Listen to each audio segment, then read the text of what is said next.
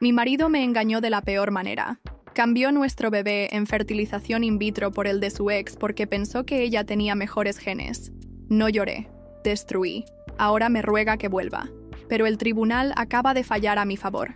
Y él no se queda con nada. Antes pensaba que mi matrimonio era sólido.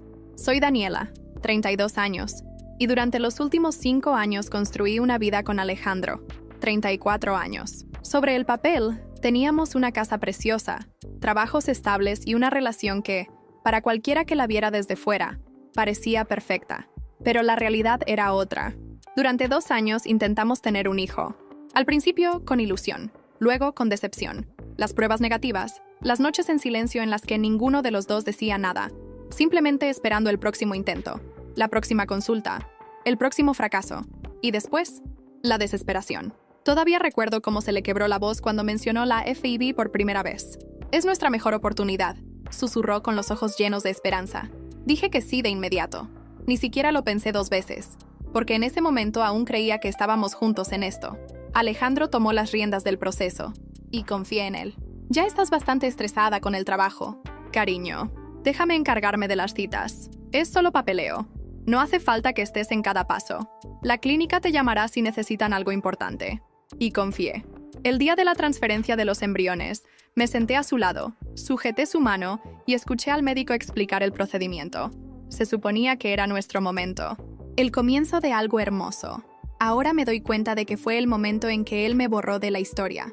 Los meses pasaron, mi barriga crecía, y con ella mi ilusión. Hasta que una noche, mientras organizaba unos documentos médicos, revisando el seguro y asegurándome de que todo estuviera en orden, lo vi. Un ID de donante de esperma. No el nombre de Alejandro. No nuestro número de expediente. Un código completamente diferente. Al principio, mi cerebro se negó a procesarlo. Verifiqué 2 veces. Comparé con nuestro propio número de expediente. Pero no coincidían. Fue ahí cuando mi estómago se hundió. Intenté convencerme de que era un error. Un fallo administrativo. No había manera. No podía ser real. Nunca he sido paranoica. Nunca imaginé que algo así pudiera pasarme. Pero necesitaba estar segura. A la mañana siguiente, fui directamente al centro de FIV. Y fue ahí cuando mi mundo se vino abajo. Nada más entrar en la clínica, sentí algo raro en el ambiente. Me acerqué a recepción, intentando mantener la calma. Hola, estaba revisando unos documentos de mi tratamiento y vi algo extraño. ¿Podría confirmar qué embrión se usó en mi procedimiento? La recepcionista sonrió, sin tener ni idea de la bomba que estaba a punto de estallar. Claro, un momento. Tecleó en el ordenador. Esperé, y entonces vi cómo su rostro cambiaba. Esto es extraño, murmuró. El embrión utilizado no es el que estaba originalmente asignado a su caso. Mi corazón se detuvo. ¿Cómo que no? Quiero decir, dudó volviendo a leer la pantalla. Parece que se utilizó un material de donante, pero eso debería haber requerido su autorización por escrito. Me quedé allí, inmóvil. Yo nunca firmé nada. Parpadeó. Volvió a mirar el expediente. Oh, aquí dice que su marido autorizó el cambio. Sentí cómo la sangre se me helaba. ¿Así que simplemente cambiaron los embriones sin confirmarlo conmigo? El rostro de ella palideció. Tragó saliva. Eso no debería haber pasado. Tenemos políticas para evitar esto. Entonces explícame cómo pasó. Sentía la presión acumulándose detrás de mis ojos. Esa rabia sofocante que aparece cuando te das cuenta de que tu vida entera ha sido arrancada de un solo golpe. Él balbuceó buscando palabras. Yo no sé. Sus ojos recorrieron la pantalla, confusos. Esto no debería haber sido posible. Déjame llamar a mi supervisor. Tenemos que revisar por qué no te consultaron. Pero no esperé. Me di la vuelta y salí de ahí. Necesitaba verlo. Ahora, cuando llegué a casa, estaba temblando. Abrí la puerta de un golpe, mis pasos pesados resonando en el suelo, y ahí estaba él, sentado en el sofá, llorando. Ya lo sabía. El rostro rojo, hinchado por las lágrimas, las manos temblorosas intentando secarse los ojos. Apenas puse un pie dentro y él ya soltó con la voz quebrada. ¿Fuiste al centro de FIV? No era una pregunta. No respondí, solo lo miré. Él tragó saliva, levantando la vista con los ojos hinchados. Mi amigo trabaja ahí. Me llamó. Me dijo que... Hizo una pausa, titubeando. Que estabas discutiendo con ellos. Apreté la mandíbula con tanta fuerza que sentí el dolor subir hasta las sienes. ¿Ese es el mismo amigo que te ayudó a cambiar los embriones? Contuvo el aliento. Todo su cuerpo se encogió. Ahí estaba. Esa era la confirmación que necesitaba. Él lo sabía. Sabía exactamente lo que había hecho. Y ahora venían las excusas. ¿Por qué? Mi voz salió fría, baja. Él sollozó. Él frotándose la cara. Tú no entenderías, dudó. Y entonces, finalmente, la verdad empezó a salir. Yo solo quería lo mejor para nuestro hijo, balbuceó. Quería genes fuertes, genes saludables. ¿Qué significa eso? Tragó saliva. Significa... Su voz falló. Usé los de mi ex. Silencio. Silencio absoluto. No podía moverme, no podía hablar. Él seguía hablando, con la voz temblorosa. Ella es alta, fuerte, atlética. Tiene un buen historial familiar. Yo solo... Se tragó las lágrimas. Solo pensé que nuestro bebé merecía la mejor oportunidad en la vida. Solté un suspiro. Y entonces me reí. Una risa seca, ácida, porque esto no era solo traición, era locura. No recuerdo cuánto tiempo me quedé ahí, mirando al hombre que creí conocer. No recuerdo el momento exacto en que salí, pero sí recuerdo una cosa. Recuerdo el pensamiento frío y sólido que se instaló en mi mente cuando crucé esa puerta. Esto no iba a terminar solo con un divorcio. No, eso sería demasiado fácil. No iba a simplemente dejarlo. Iba a borrarlo. Porque no solo me quitó a mi hijo, me robó todo mi futuro. Y me iba a asegurar de que él perdiera el suyo también. Esa noche no volví a casa. En su lugar me registré en un hotel. Apagué el teléfono y me quedé ahí, en silencio, mirando el techo. Todavía no me había golpeado la ira. No el tipo de rabia que te hace romper cosas, gritar, perder el control. Esto era algo distinto, algo más frío. Porque Alejandro no solo me traicionó, no solo me mintió, planeó sacarme de la vida de mi propio hijo, y creyó que nunca lo descubriría. Ahora tenía una elección. Podía enfrentarlo de inmediato, o podía dejar que creyera que había ganado, hasta el momento exacto en que le quitara todo. Elegí la segunda opción. La mañana después del juicio fue la primera en mucho tiempo en la que no sentí miedo. Me desperté en mi cama, en mi propio apartamento, con el silencio como único sonido en la habitación. Un silencio que no era vacío, sino la calma después de una tormenta que había arrasado con todo. Alejandro había perdido. Lo había visto con mis propios ojos, sentado en la sala del tribunal, con los nudillos blancos de tanto apretar los puños mientras el juez leía el veredicto. En ese momento, supe que lo había destruido. Pero la victoria no sabía a dulce. No todavía. Me levanté de la cama con una sensación extraña en el cuerpo, como si la adrenalina aún no hubiera abandonado mis venas. Caminé hasta la cocina, preparé un café y me quedé mirando por la ventana. La ciudad seguía en movimiento, como si nada hubiera pasado, pero yo no era la misma persona que había sido unos meses atrás. Aún tenía que decidir qué hacer con mi vida, con el bebé, con lo que quedaba de mí. Cuando mi móvil vibró sobre la encimera, sentí un escalofrío recorrerme la espalda. Miré la pantalla y el nombre de Alejandro apareció. No lo había bloqueado. No todavía. Respiré hondo antes de contestar. ¿Qué quieres?, dije, sin ningún rastro de emoción en la voz. Hubo un silencio. Luego, su respiración pesada. Daniela, solo quiero hablar. No tenemos nada de qué hablar. Por favor. No así. No después de todo. Me mordí el interior de la mejilla. ¿Después de todo? ¿Quieres hablar después de haberme traicionado? Después de haberme robado mi futuro. Yo solo quería lo mejor, gritó. Solté una carcajada fría. ¿Lo mejor para quién? Porque no fue para mí, ni para el bebé. Fue para ti y para esa mujer con la que nunca superaste tu historia. Silencio. No puedes borrarme de esta manera, murmuró. Me tensé. Ya lo hice. Colgué. No había más que decir, pero un escalofrío recorrió mi espalda. Alejandro no era el tipo de hombre que aceptaba perder, y yo acababa de enterrarlo vivo. No volví a contestar sus llamadas. No lo bloqueé, pero cada vez que su nombre aparecía en la pantalla, lo ignoraba. No porque quisiera darle una oportunidad de hablar, sino porque sabía que lo desesperaría aún más. El silencio era un arma, y yo la estaba usando contra él. Pasaron 2 semanas sin noticias directas de Alejandro. Sin embargo, su presencia todavía rondaba en mi vida de formas insidiosas.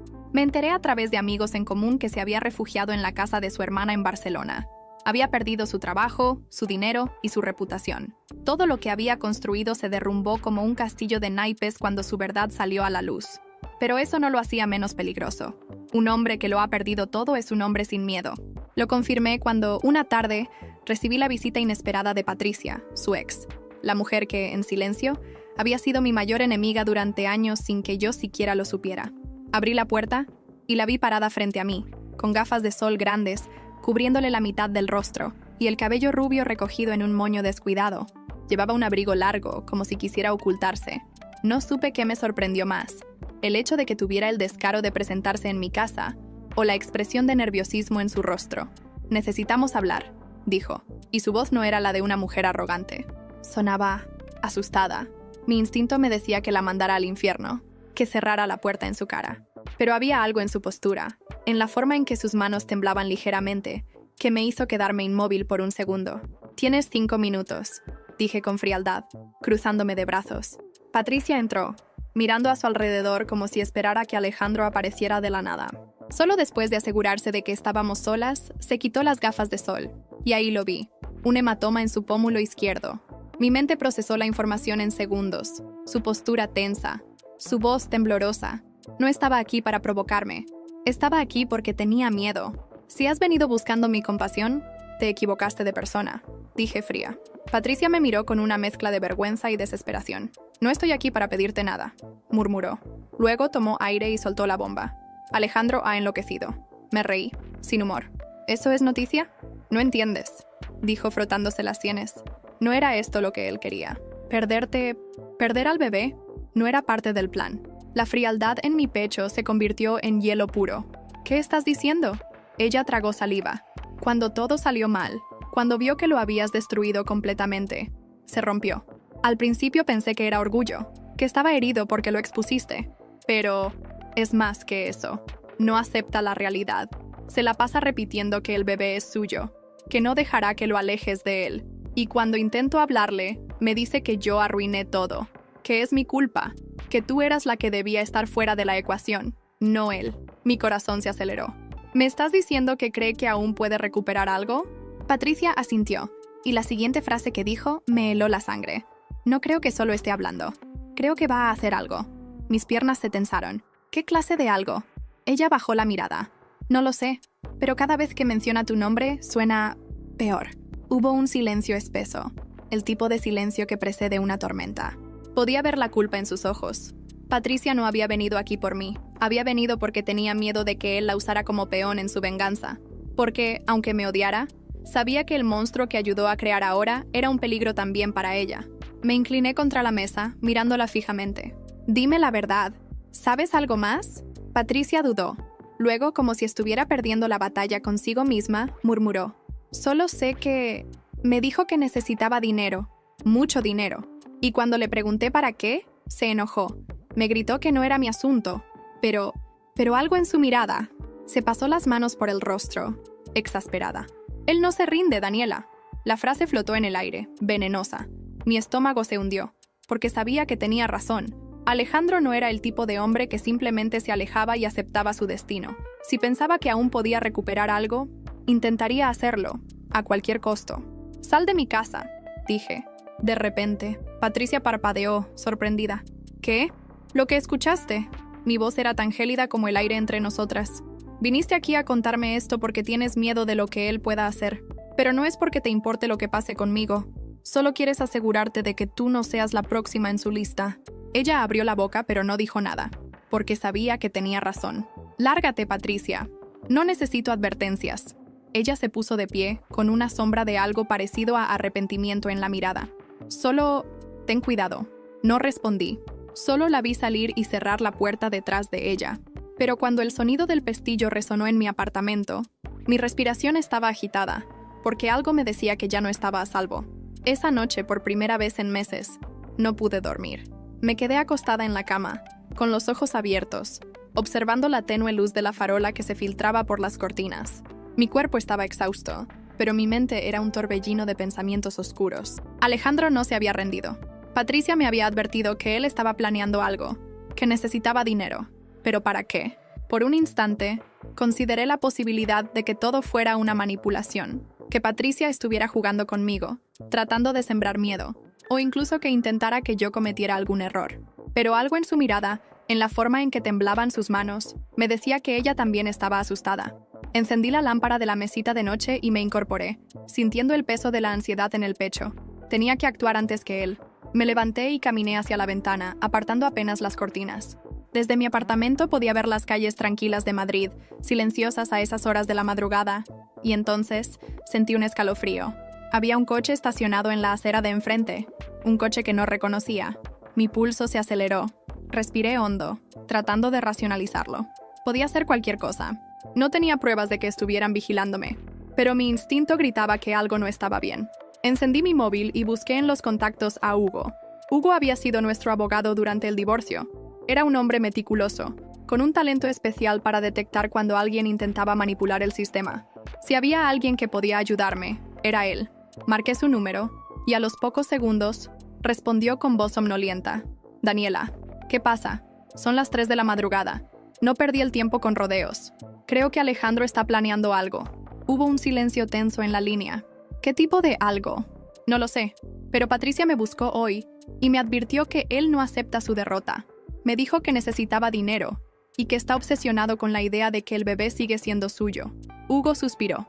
Escucha, no hay forma de que pueda reclamar nada legalmente.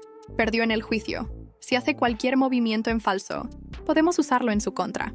Hugo, no estoy hablando de demandas. Estoy hablando de algo peor.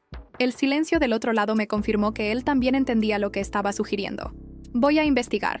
Déjame hacer algunas llamadas, dijo finalmente. Pero si ves algo extraño, llama a la policía. Colgué sin responder. No iba a esperar a la policía. No iba a esperar a que Alejandro hiciera su jugada.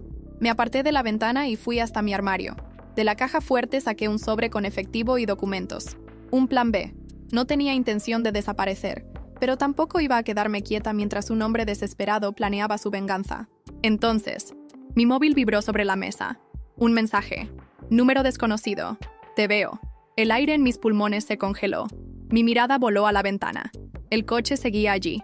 La luz de la farola iluminaba el parabrisas, y por un momento, juré ver una silueta dentro.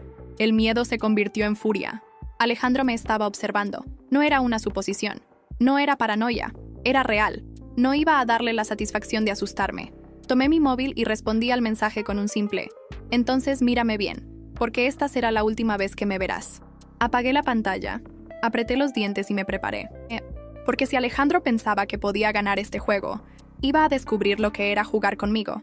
Mi sangre hervía. No iba a permitir que me dominara el miedo. Me quedé de pie en mi habitación, con el móvil aún en la mano, respirando profundo. Alejandro había cruzado una línea que no debía haber cruzado. Me había subestimado. Pensó que aún podía jugar conmigo, que podía intimidarme. Pero esta no era la misma Daniela que él había manipulado por años. Si él me estaba viendo, yo también lo vería a él. Me acerqué a la ventana con movimientos calculados, sin apartar la vista del coche estacionado.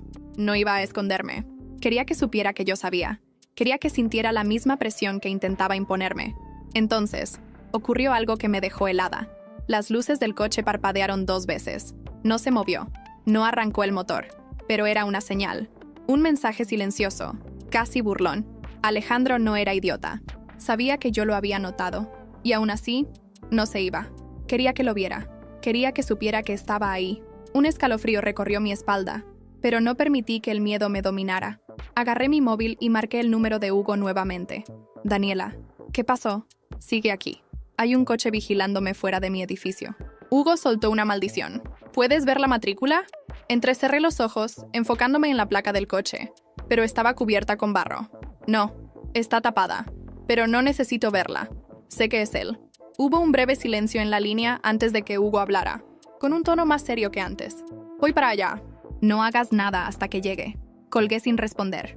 No tenía intención de quedarme quieta. Caminé hacia la puerta de mi apartamento, sintiendo la adrenalina correr por mis venas. Tomé mi abrigo y bajé las escaleras con pasos firmes.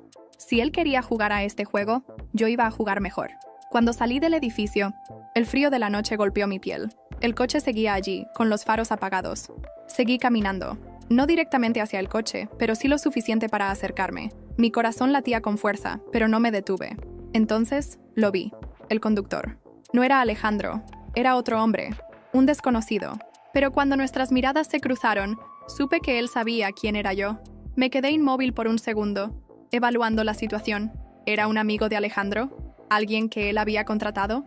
El hombre me miró por un instante más y, sin decir una palabra, arrancó el coche y se fue. Mi sangre se heló. No se suponía que reaccionara así. Se suponía que Alejandro estuviera en el coche, pero no era Alejandro. Respiré profundo, tratando de calmar mi mente. Tal vez me estaba equivocando. Tal vez solo era una coincidencia. Pero entonces, mi móvil vibró en mi mano. Otro mensaje. Número desconocido. Pensé que serías más lista. La respiración se me cortó. Miré la calle vacía. Ya no había nadie. Alejandro no estaba en el coche, pero sí estaba observándome, desde algún otro lugar, y yo no tenía idea de dónde. El miedo se transformó en algo más oscuro. Rabia. Alejandro me estaba observando. Sabía que yo saldría. Sabía que me acercaría al coche. Todo esto fue una prueba, un juego, y yo acababa de caer en su trampa. El mensaje aún brillaba en la pantalla de mi móvil. Pensé que serías más lista. Sentí la bilis subir por mi garganta. No era solo una provocación, era una advertencia. Mis manos se cerraron en puños mientras mis ojos escaneaban la calle vacía. ¿Dónde estaba? No podía verlo. No había más coches sospechosos. No había sombras escondidas en los rincones oscuros. Pero él estaba allí, mirándome. El sonido de un motor se acercó rápidamente, y vi el coche de Hugo detenerse junto a la acera. Bajó con el ceño fruncido, su mirada pasando de mí a la calle oscura. Dime que no hiciste lo que creo que hiciste. Le mostré el mensaje sin decir una palabra. Su expresión se endureció. ¿Alguien más vio esto? Solo tú. Entra en el coche. No voy a esconderme. Hugo me lanzó una mirada furiosa. Esto no es una maldita película, Daniela. No tienes idea de lo que Alejandro es capaz de hacer ahora. No tiene nada que perder. Lo sabía. Lo supe desde el momento en que lo vi en el tribunal, con el rostro pálido y los ojos hundidos. Ese hombre no era el Alejandro que conocí. Era una versión retorcida, una sombra de lo que alguna vez fue. «Sube al coche», insistió Hugo. Lo hice. En cuanto cerré la puerta, él arrancó. «Mañana presentaré una orden de restricción», dijo mientras conducía. «Aunque eso no lo detendrá si realmente quiere hacerte daño». Miré por la ventana. El paisaje urbano pasando en un borrón de luces. «¿Qué piensas hacer?» Hugo apretó la mandíbula. «Encontrarlo. Encontrarlo antes de que él me encontrara a mí». El sol aún no había salido cuando llegamos a su oficina. Hugo encendió su ordenador y comenzó a hacer llamadas. Mientras tanto me senté en una de las sillas de su despacho, sintiéndome como una presa a la que acechaban. Mi móvil vibró. Esta vez, un nuevo número. Abrí el mensaje con una sensación de asco en el estómago. «Espero que estés descansando. Mañana será un día largo». Mi piel se erizó. Hugo me vio palidecer y se acercó de inmediato. «¿Otro mensaje?» Le mostré la pantalla. Su rostro se oscureció. «Esto no es solo acoso», murmuró. «Está planeando algo». Un escalofrío recorrió mi espalda. Alejandro no era un hombre impulsivo. No cometía errores por desesperación. Si estaba avisándome, si estaba anunciando su próxima jugada, era porque estaba completamente seguro de que funcionaría. Miré a Hugo con el estómago revuelto. «¿Qué crees que hará?» Él respiró hondo. «Lo que sea necesario para arruinarte». La realidad me golpeó de lleno. Esto no se trataba solo de mí, se trataba del bebé. Alejandro no iba a detenerse, no hasta destruirme por completo. El reloj en la pared marcaba las 5 de la mañana. Afuera, Madrid comenzaba a despertar lentamente, pero yo no había pegado ojo. No podía dormir. Las palabras de Hugo seguían retumbando en mi cabeza. «Está planeando algo». El mensaje de Alejandro no era solo una amenaza vaga, era una promesa. Hugo había pasado las últimas horas haciendo llamadas, moviendo contactos, tratando de averiguar dónde estaba Alejandro, pero no había rastro de él. Eso me aterraba más que cualquier otra cosa. Me levanté del sillón de la oficina de Hugo y fui al baño. Me miré en el espejo. Mi rostro estaba demacrado, con ojeras profundas. Me estaba desgastando, pero no podía parar. No ahora. Cuando salí del baño, Hugo estaba colgando una llamada con expresión sombría. «¿Qué pasó?», pregunté de inmediato. Él se frotó la nuca, indeciso. Uno de mis contactos me dijo algo preocupante. Mi estómago se encogió. «Dilo. Parece que Alejandro ha estado preguntando por una persona». Fruncí el ceño. «¿Por quién?». Hugo me miró fijamente antes de responder. «Por el médico que llevó tu caso en la clínica de FIV». El aire se me atascó en los pulmones. «No, no puede ser». «Lo es», dijo Hugo con voz tensa. «Quiere información». El miedo se convirtió en rabia. Alejandro estaba tratando de invalidar el juicio. No podía recuperar nada legalmente, pero si encontraba alguna irregularidad en el proceso, si lograba desacreditar lo que ocurrió, podría apelar. O peor aún, podría chantajear al médico. Me llevé las manos a la cabeza. «Mierda». Hugo se acercó y me agarró por los hombros. «Vamos a encontrarlo antes de que haga algo», aseguró.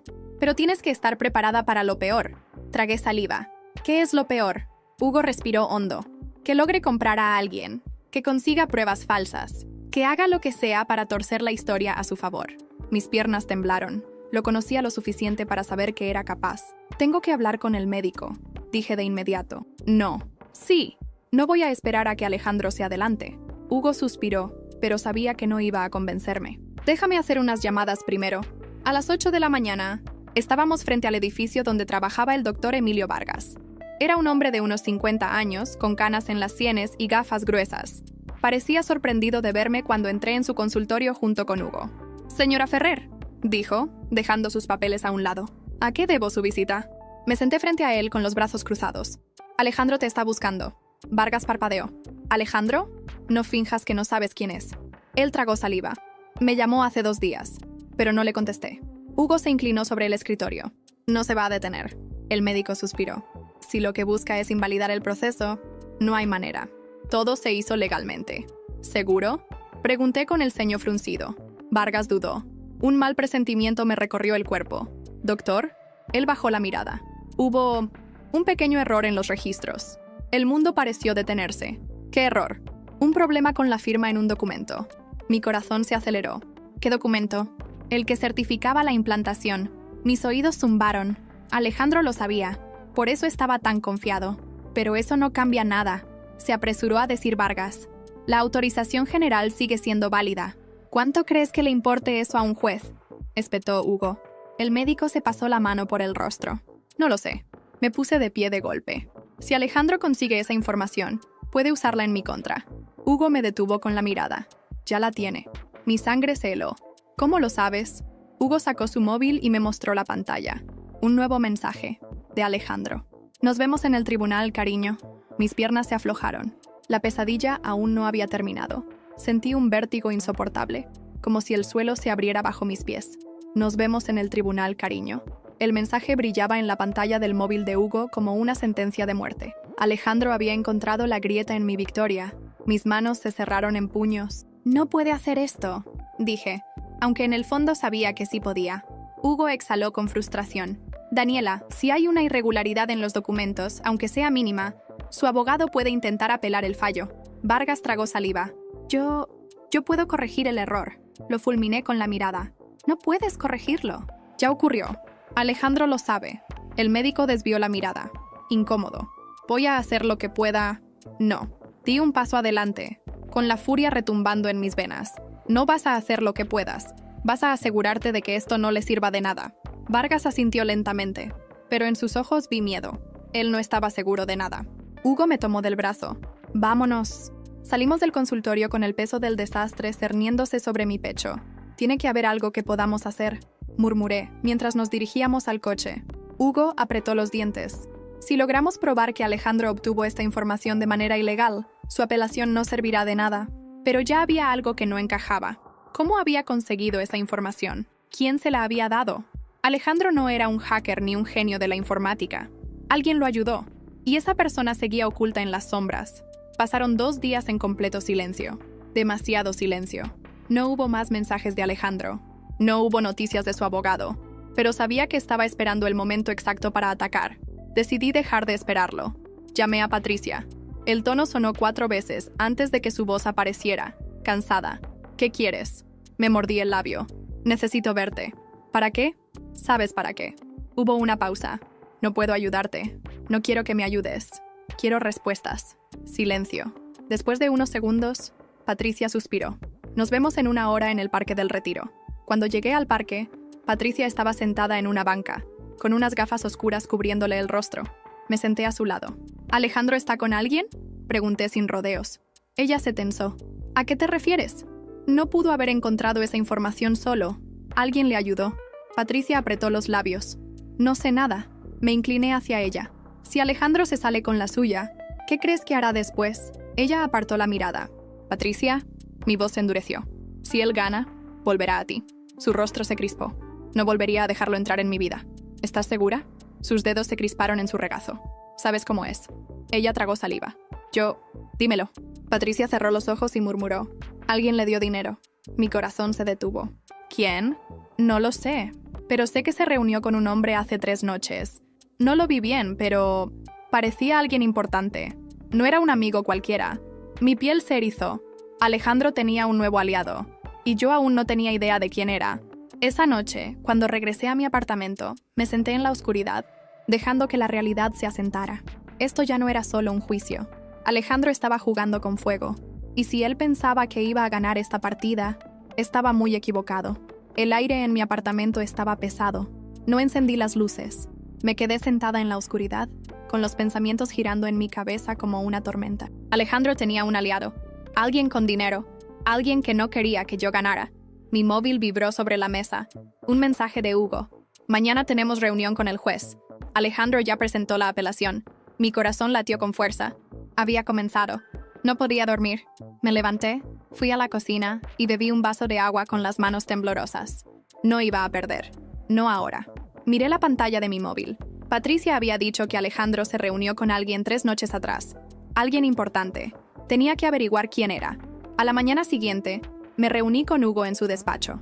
Tenía el ceño fruncido mientras revisaba los documentos de la apelación. Va a intentar demostrar que el proceso de FIBE fue irregular y que, por lo tanto, la sentencia que le quitó sus derechos no es válida. Sentí una punzada de ira en el pecho. Eso es absurdo. Hugo apretó los dientes. Puede ser absurdo, pero si su abogado logra sembrar una duda razonable, el juez podría considerar su reclamo. Me pasé la mano por el cabello. ¿Y cómo lo detenemos? Necesitamos pruebas. Algo que lo destruya antes de que él logre torcer la historia a su favor. ¿Pruebas de qué? Hugo me miró fijamente. De que está tramando algo ilegal. Después de la reunión, decidí ir a buscar a Patricia. Ella sabía más de lo que me había dicho. La encontré en un café, sentada en una mesa apartada. Tenía el rostro tenso. «No sé por qué me sigues buscando», dijo en cuanto me senté frente a ella. «Porque sé que sabes más». Patricia apretó los labios. «Ya te dije lo que sé». «No del todo». Ella desvió la mirada. «Escúchame, Patricia. Si Alejandro gana, no va a parar. Tú lo sabes mejor que nadie». Su mandíbula se tensó. «No lo va a lograr». «¿Por qué estás tan segura?» Ella se quedó en silencio. «Dímelo». Finalmente, Patricia suspiró y bajó la voz. «Porque su aliado no lo está ayudando por caridad». Fruncí el ceño. «¿Qué significa eso?» Ella me miró a los ojos.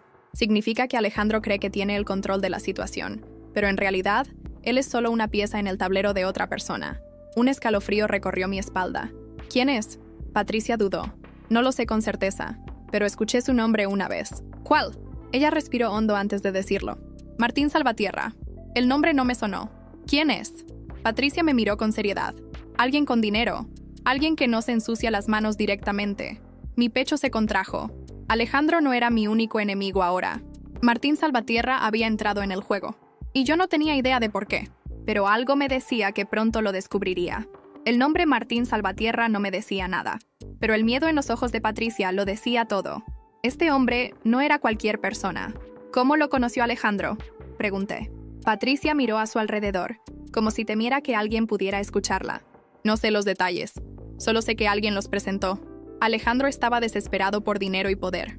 Martín se lo dio. Un escalofrío recorrió mi espalda. ¿A cambio de qué? Patricia tragó saliva.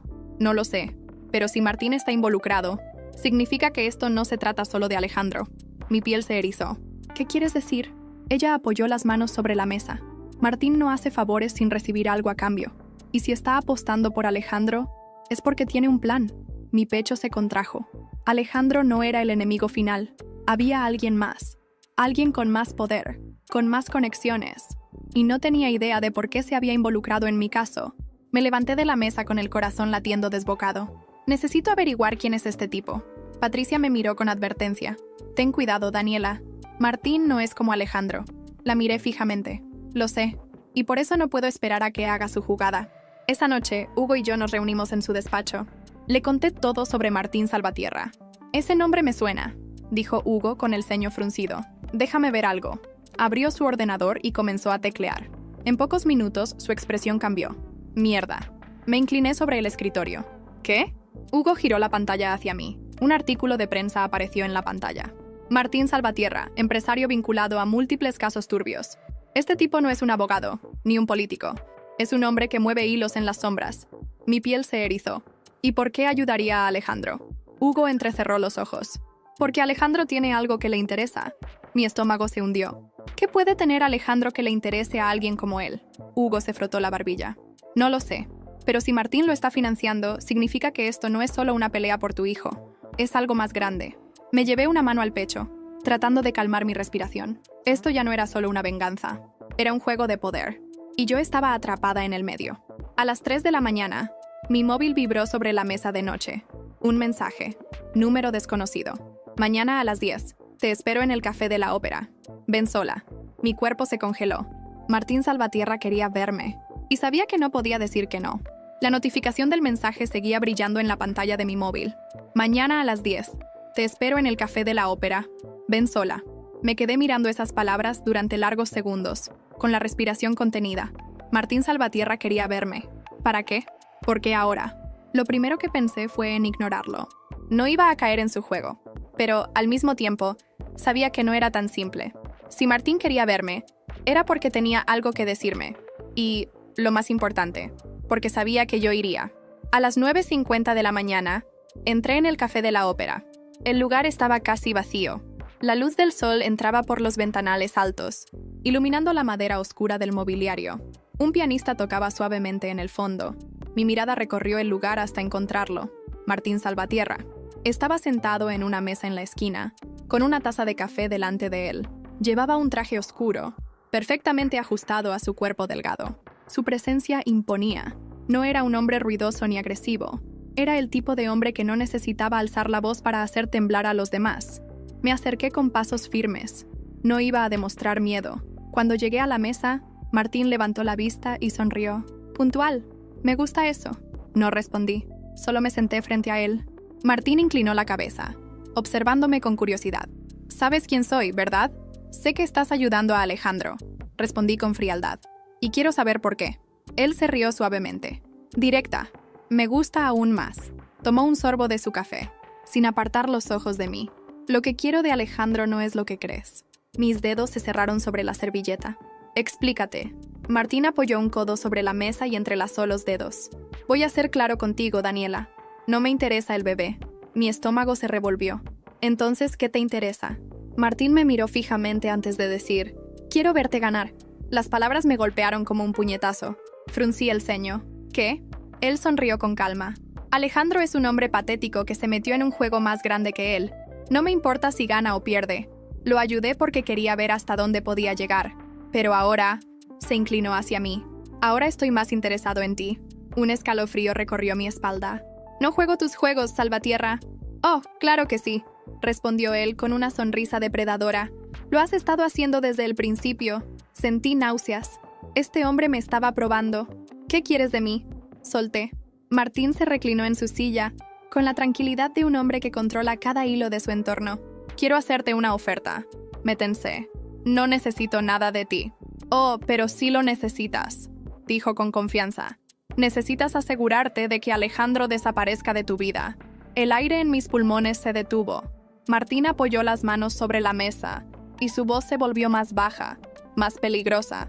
«Si te unes a mí, Daniela, puedo garantizarte que Alejandro nunca más te molestará». Mi cuerpo se congeló. Martín Salvatierra no hacía favores sin cobrar un precio, y yo acababa de convertirme en su nuevo entretenimiento. Cuando salí del café, el viento frío golpeó mi rostro. Mi mente iba a 1000 por hora. Martín no era mi enemigo, pero tampoco era mi aliado. Y lo peor de todo, sabía que no había visto lo último de él. El aire en Madrid se sentía distinto, más pesado. Habían pasado 3 semanas desde mi encuentro con Martín Salvatierra en el café de la ópera. 3 semanas en las que no había sabido nada de Alejandro, de su abogado, ni de su apelación. Era un silencio peligroso. El tipo de silencio que precede una tormenta. Pero yo ya no era la misma Daniela que él había destruido. Ya no tenía miedo. Había tomado mi decisión. No jugaría el juego de Martín. No le debía nada. Yo misma acabaría con Alejandro. Alejandro. No volví a verlo, pero sí supe lo que le ocurrió. Días después de nuestra última audiencia en el tribunal, su apelación fue rechazada de inmediato. El juez ni siquiera le permitió presentar su caso. Su intento de anular el fallo había fracasado. Después de eso, Alejandro desapareció. Algunos decían que se había ido de Madrid. Otros decían que lo habían visto en Barcelona, viviendo en un apartamento diminuto, hundido en su propia miseria. No lo volví a buscar. No me importaba dónde estuviera. Ya no existía para mí. Lo único que supe con certeza fue que Martín Salvatierra dejó de apoyarlo. Alejandro ya no le servía. Y Martín no era un hombre que perdonara la inutilidad. Patricia desapareció poco después de la caída de Alejandro. No sé a dónde se fue, pero sospecho que escapó antes de que algo peor le pasara. A pesar de todo, nunca la odié. Fue una víctima de su propia estupidez, de sus malas decisiones, como yo lo fui alguna vez. Pero aprendí algo importante. Nunca hay que ser la mujer que espera a que un hombre elija entre dos opciones, porque en el momento en que permites que te conviertan en una opción, ya has perdido. Hugo siguió siendo mi abogado, pero también se convirtió en algo más. Un amigo. Fue el único que estuvo ahí hasta el final. El único que creyó en mí cuando todo se desmoronaba. Un día, después de cerrar el caso de Alejandro definitivamente, me invitó a un café. «Ya puedes respirar tranquila», dijo, apoyando los codos sobre la mesa. Sonreí débilmente. No sé si alguna vez volveré a sentirme tranquila. Hugo me miró con seriedad. «Lo harás». Y por primera vez, le creí. Martín Salvatierra. Nunca volví a verlo, pero a veces sentía su presencia. Como una sombra oculta en las calles de Madrid. No me buscó, no me amenazó, porque Martín no amenaza. Él solo observa, solo espera. Y aunque nunca más tuve noticias suyas, sabía que, de alguna manera, seguía interesado en mí. Tal vez porque yo fui la única que no jugó su juego. Tal vez porque aún no había decidido qué hacer conmigo. Pero había algo de lo que sí estaba segura. Si algún día volvía a cruzarme con él, no sería como su peón, sería como su rival. Yo sobreviví. Me tomó tiempo, pero logré reconstruirme. No volví a confiar fácilmente, ni volví a ser la misma mujer que fui antes de Alejandro, porque esa mujer murió el día que él decidió robarme mi futuro. Pero la que surgió de las cenizas era mucho más fuerte. Ya no era Daniela, la esposa traicionada. Era Daniela, la mujer que ganó. Y esa fue mi verdadera victoria.